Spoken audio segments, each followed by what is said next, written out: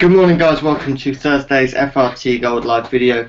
Hope you're all doing well. It's Thursday already. The week seems to be flying by and the weekend is just around the corner. Not the best weekend in terms of action, just a few Group 3s to look forward to, which are, of course, decent, but nothing compared to what we had at Glorious Goodwood last weekend. But yeah, really busy day of action today, actually. If you look at all the racing we've got taking place, we've got racing from Haydock, Brighton, Yarmouth, Southall, Newcastle, Sandown, and then at Sligo and Leopardstown in Ireland as well. So 8 meetings in total today, so it's going to be a really busy one.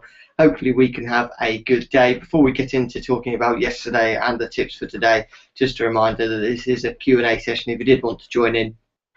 If you've got any questions or any thoughts on today's racing or even anything that happened yesterday or something in the future, then please do feel free to get in touch. You can email joe@freeracingtips.co.uk or get in touch via Facebook, facebook.com/groups/FRT Gold. Alternatively, if you are watching this video live, then there is the live Q&A session there ready for you. So please do feel free to get in touch, but we'll look at yesterday to begin with, and it was actually a decent day. A couple of winners from the 5 selections. One of them was a 2-to-1 premium tip winner in the shape of L'Attack, which was good. Actually came under a fair bit of or didn't get the smoothest of rides, to be honest. I don't think Richard Hughes would have been too happy with a jockey whose name escapes me at the moment, but just really to come right in front of him, and he was just forced to check back on the tack and had a bit of a troubled run, couldn't quite get that passage. But Hughes is the kind of man you want on board there. He's not a jockey that panics, and he didn't really ask too many questions until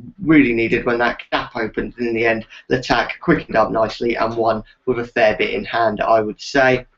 Also, Rocket Ship we tipped up. Now this was tipped at about 5-2, but probably around about a 7-4 winner with the rule 4, meaning that it brought in around about 1.75 points profit. I think it was a really smart move from Sir Michael Stout to give Joe Fanning a go on this horse. Over 1 mile and 4 furlongs. They're not a pairing that do much, but Rocket Ship known as a bit of a front runner, and I don't think there's anyone better going from the front than Joe Fanning. He did it in typical Fanning style, really judging the furlongs and the pace well, giving the horse a break when needed to, and then kicking away from the field. And I don't think we really had too much doubt in Rocket Ship there. So in the end, it meant we ended the day, I think it was around about 4.75 points, in profit, which is a decent day, really good. Hopefully we can build on that today, and if we do, I think so far we've gone. Monday was a premium tip winner, Tuesday next best bet, and yesterday again the premium tip. So hopefully the next best bet wins, but along with that premium tip, and we can get that double up today. So really busy Thursday, looking forward to it. Plenty of action taking place. We'll look at the premium tip to begin with. That goes in the 6 o'clock at Newcastle, and it's Supreme Occasion, currently now at 5-4 from when first tipped at 6-4 this morning. Now this horse has only been in action on one occasion, but that was actually a really taking performance at Thirsk last time out. Won with a fair bit, or won by a fair distance there, and actually did take quite a while to get organised in that one. Just I think showed a bit of greenness and will really come on for that run, and the fact that it won so comfortably and then is likely to come on for the run is always a good sign, I think, coming into this one. Should have the quality needed, I think, to take this one on that evidence in the first run. Yeah, should improve today, and hopefully will give us our third premium tip in 4 days, and I'm feeling fairly confident that that can happen with Supreme Occasion in 6 o'clock at Newcastle. As I said, should build on that first run, and if it does, then that first run was impressive. We could be seeing a really good horse here. The next best bet for today, that goes in the 7.55 at Sandown, and it's Fastnet Red. Now, unfortunately, there's been a non-runner or two in this one, and the horse is currently at around about 5-4 again, and that's from 2-1 this morning. Would imagine it's probably around the 13-8 mark once you've taken the rule 4 if you did get that 2-1, but that's a bit frustrating, but not much you can do about that, I'm afraid. I'd actually recommend now 4 points and 3 points respectively for the premium tip and the next best bet.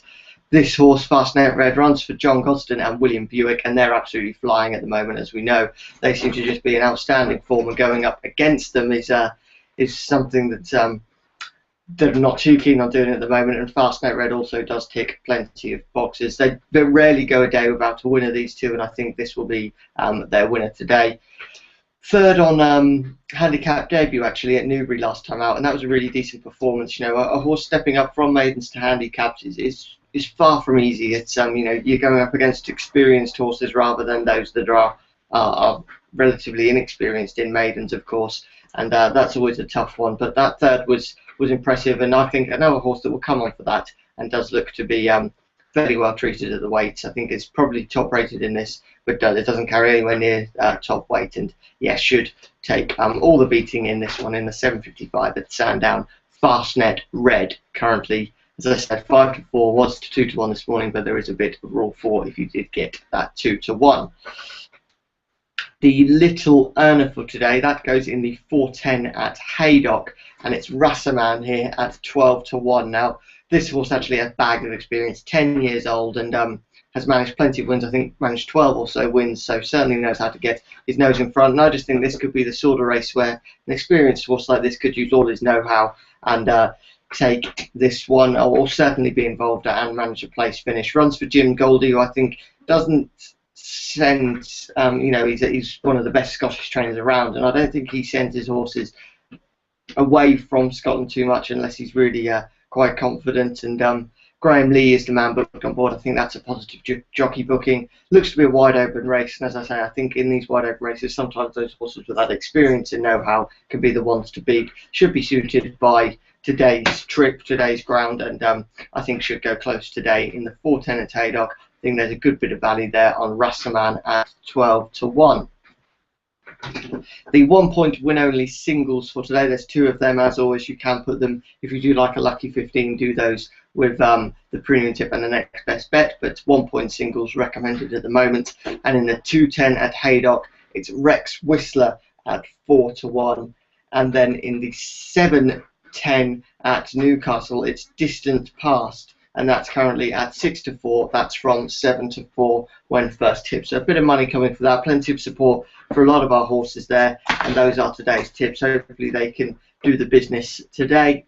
As I said, premium tips have picked up the form this week, and hopefully that can continue for the next couple of days and through the weekend as well. That'd be great. We've been so close to that premium tip and next best bet double as well, and it'd be great to see that happen today. But of course, the premium tip, the main one, if that does the business, then anything after that can be a bonus, and the next best bet would see us have a really, really good day. So yeah, they're today's tips. As I said, any questions about any of them, please do feel free to get in touch, or if there's a race I haven't covered that you really are keen on having a bet on, or there's a horse that you quite fancy, or maybe you don't fancy and you just want me to just share some information with you, that's absolutely fine. Please do feel free to do that. In terms of some racing news, just looking at the Ebor Festival, which takes place a little bit later on in the month, it looks as though Estimate is actually going to be heading to York, the Gold Cup winning horse from last year. Second in this year's Gold Cup, and then really, really disappointing at Goodwood. But I think you could probably write that form off. I just think some horses don't like it at Goodwood. Estimate was one of them. York could be a track more suited to the horse, and yeah, that could be a really decent. You could get some good value on Estimate there, because some people might have been really put off by that Goodwood one, but I don't think I would be. Although Estimate's not really a horse I've ever been with too much from a betting point of view. I think sometimes it does get a little bit overbet from the sentimental part of view, especially after the Gold Cup win as well. But we'll see what that goes off at. Away from that, during the middle of October, I think it's the 3rd week in October, it's British Champions Day. Probably the highlight, if you just love watching Group 1s and top quality horses, this is the highlight. Nothing but Group 1s on Champions Day.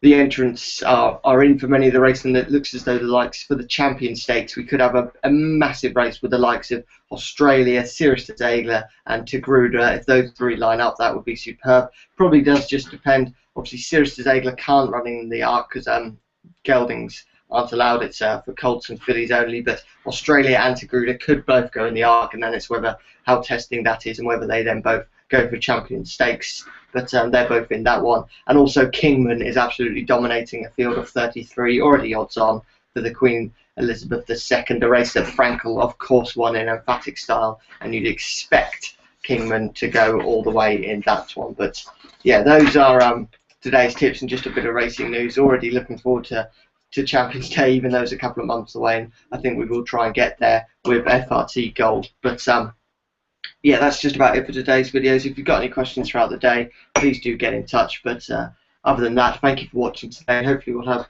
plenty of winners for you to cheer about once again today and build on that profit from yesterday. But thanks for watching. Speak to you all a little bit later on. If not, there'll be a video once again 11 AM tomorrow. Thanks and bye.